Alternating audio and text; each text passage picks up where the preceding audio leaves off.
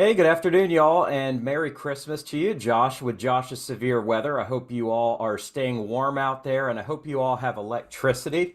And this video is getting out a little bit later because where I live in the Raleigh, North Carolina area, we have had some power outages, and I have had my generator tested out and it has worked. So I'm praying that the power does not go out while I'm recording this video. We'll find out, of course, if it makes the web.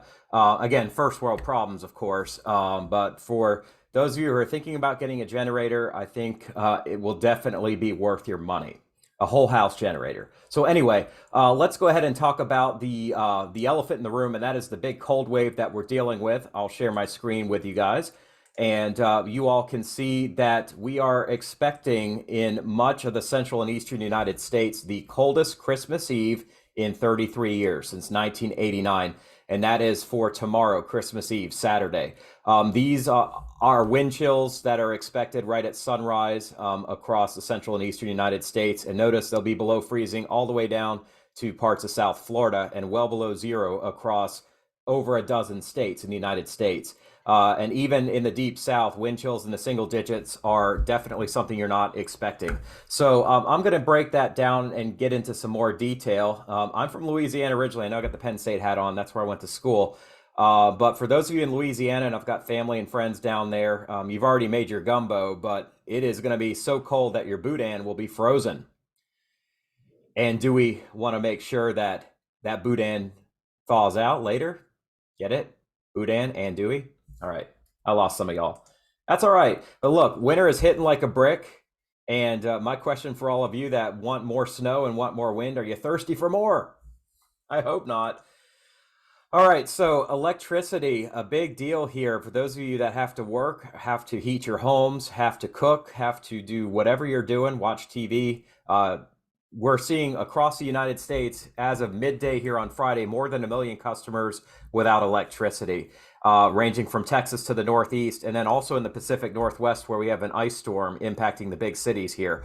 So the states that have been impacted the most in the last hour are in the Mid-Atlantic region, Tennessee, North Carolina, and Virginia, and that is all due to very strong winds. I expect that as those strong winds move northeastward, during the day today, we'll probably see some reds here across New England and the Northeast, unfortunately. So definitely something to be prepared for if you already haven't now.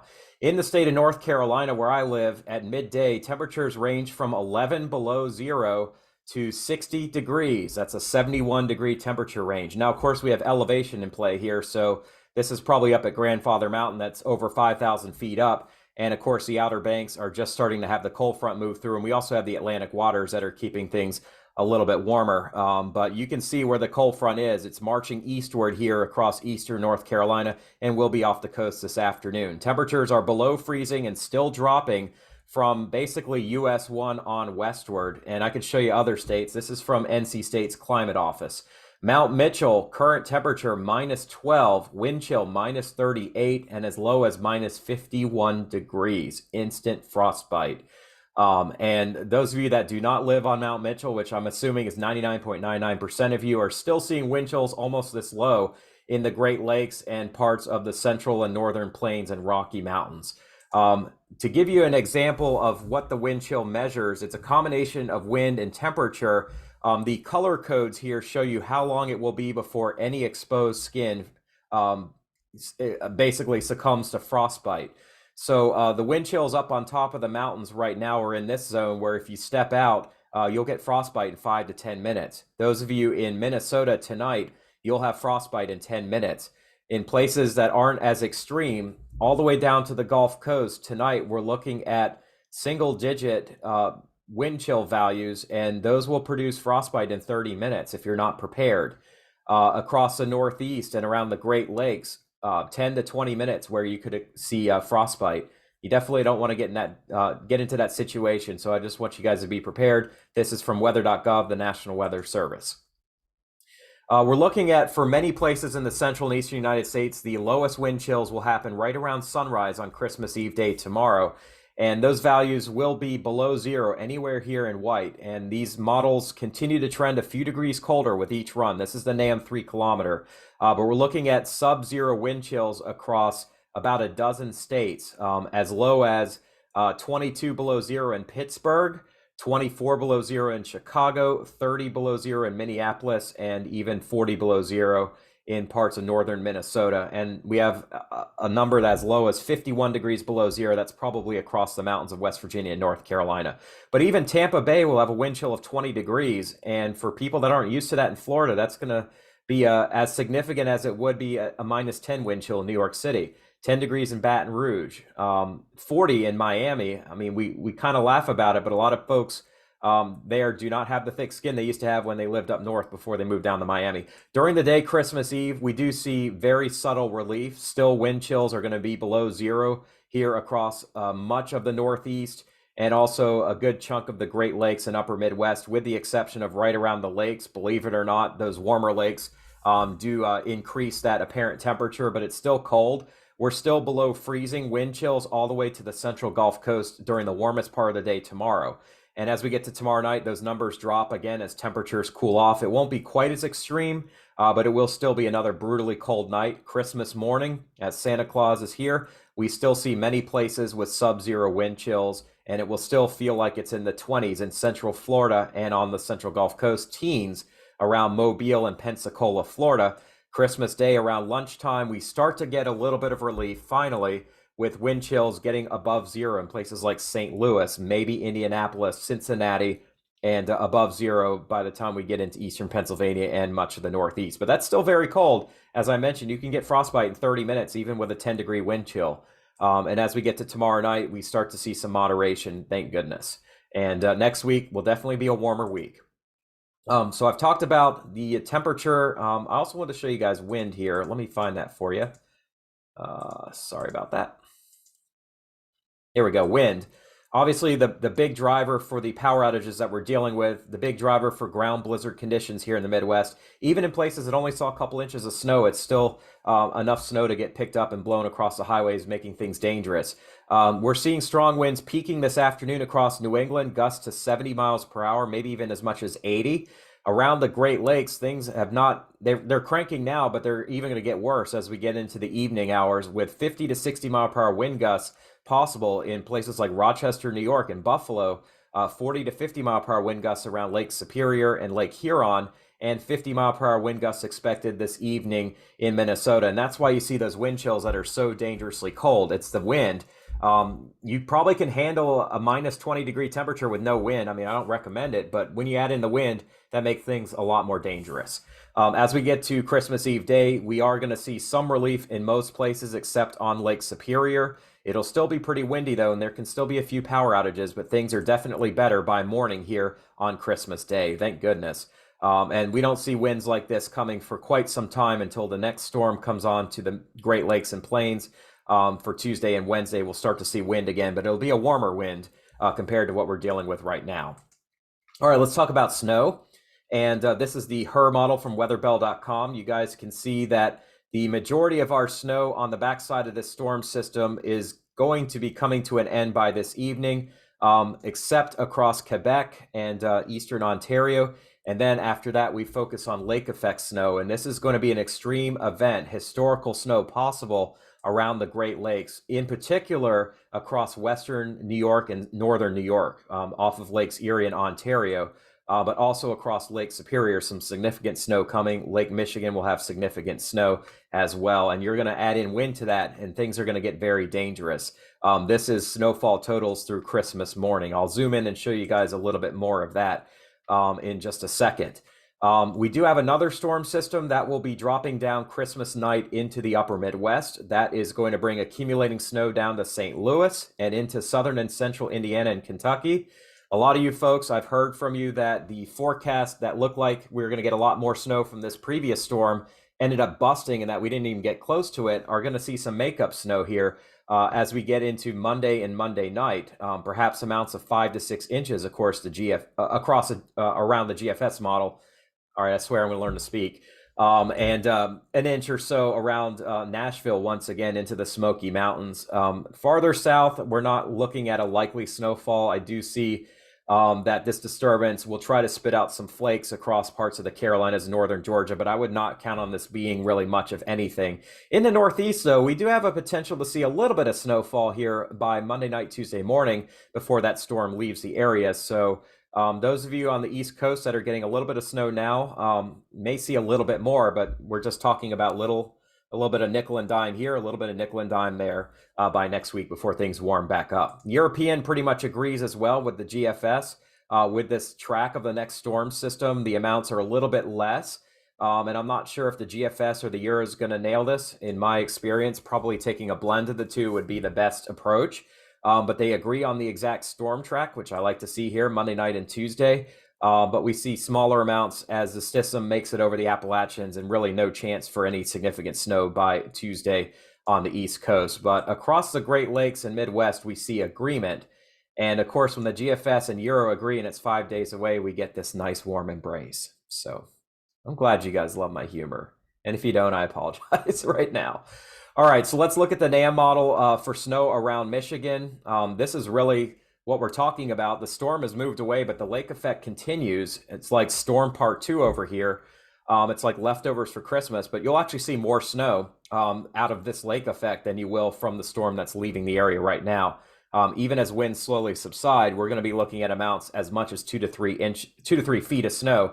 And even across western lower Michigan, maybe not Kalamazoo and Grand Rapids, but west of there, amounts could get over a foot here, according to the NAM. The Kuchera ratio sometimes over forecast snow, but nonetheless, this is going to be a major snowfall for you along Lake Michigan, where it's not brutally cold, it's brutally snowy and windy.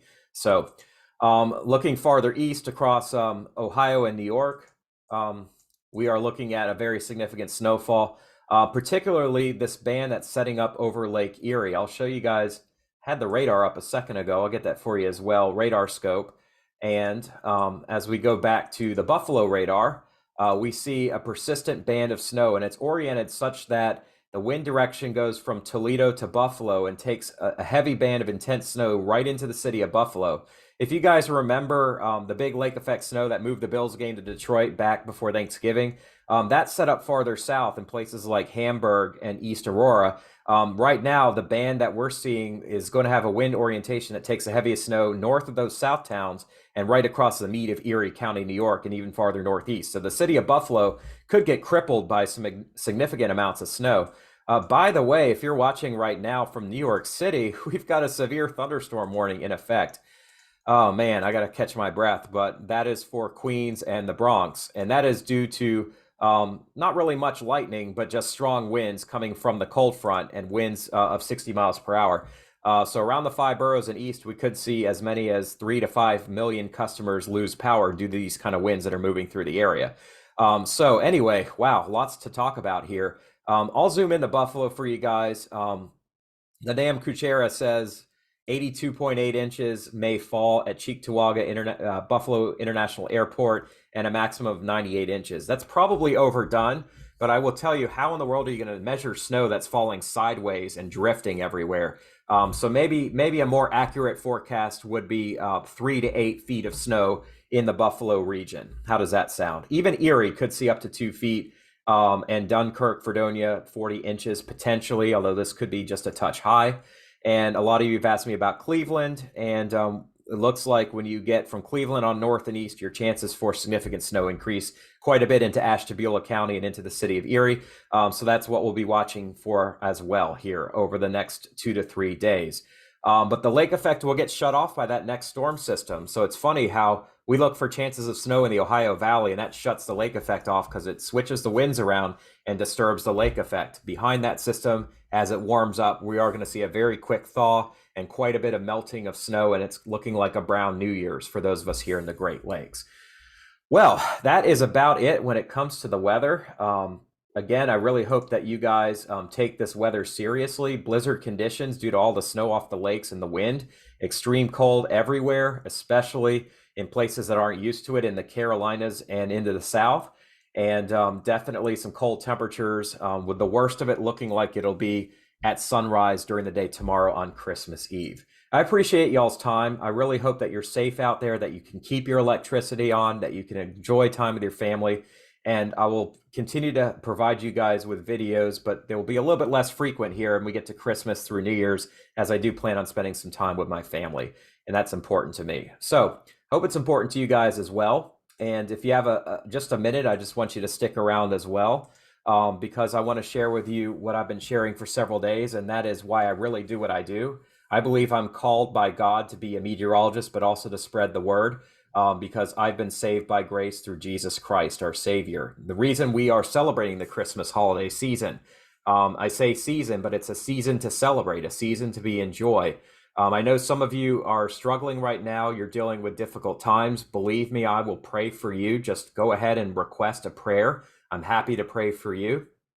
I know there's lots of you that really feel frustrated with the uncertainty of weather forecasting. And trust me, I have been taking a lot of losses. We all have. The weather conditions change quite a bit when you deal with these extreme swings in the weather. We do our best. I mean, I've been talking about this cold outbreak since the beginning of December, and even offline before I started my YouTube channel in November, that some extremes will be coming around now. But trust me, the details and the changes in the snow around Pittsburgh and in the Great Lakes and parts of the upper Midwest are frustrating. And for those of you that really wanted it to snow harder, I mean, God bless you, seriously.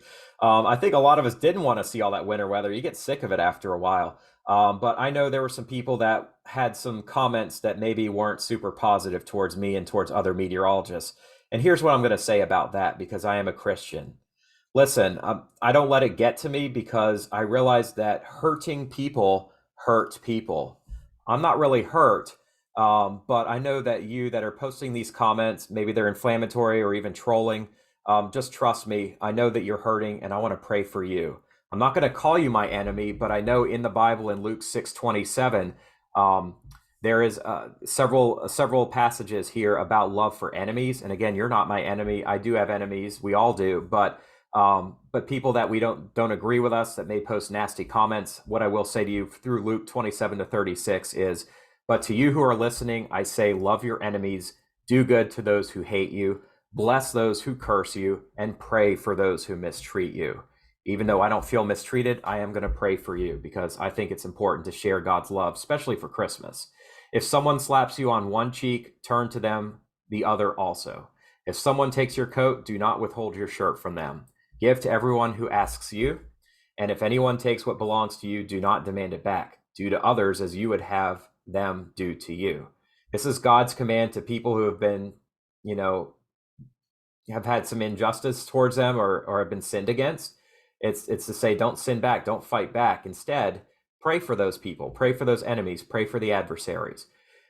Luke 6:32 says, if you love those who love you, what credit is that to you?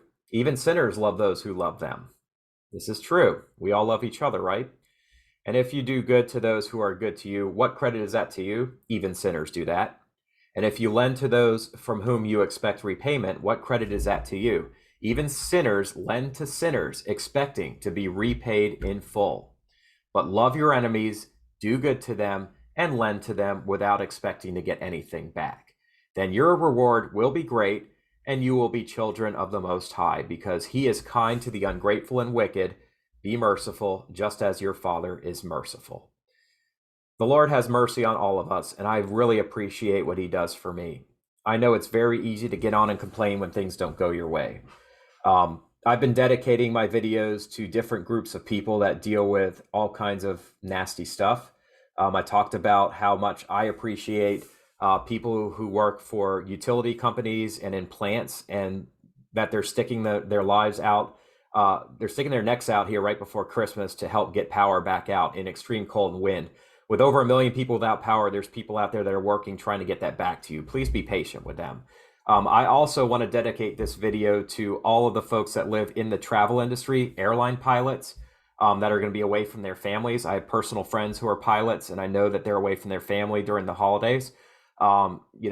Train operators, bus operators, Uber and Lyft drivers, taxi drivers, people that have to transport other people in not so safe weather. You guys are on my mind, and I pray for you to be safe. But I'm also praying for my enemies, and I'm praying for people that do not know the Lord.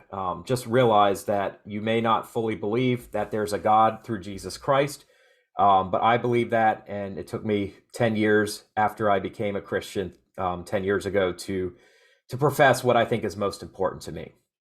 And I just ask that you do the same as well. And if you're a praying person, please pray for my family. I have many people in my family that do not know the Lord the way I do. I love them just as much as I love the believers. However, because look, I wasn't one for 30 years of my life. However, I have some family that I really would love to see eternally. And there's people in my family that are dealing with loss of faith, difficult health, and mental illness. And it's difficult knowing that the adversary has a stranglehold on people, but he can be defeated because, after all, God through Jesus Christ is undefeated. And I'd rather root for a team that's undefeated than one that's losing all the time. I don't know about you. But anyway, folks, I got to go. I really appreciate your time today. I hope you all have a blessed Christmas season, holiday season. Stay warm, and we'll talk again soon. God bless you.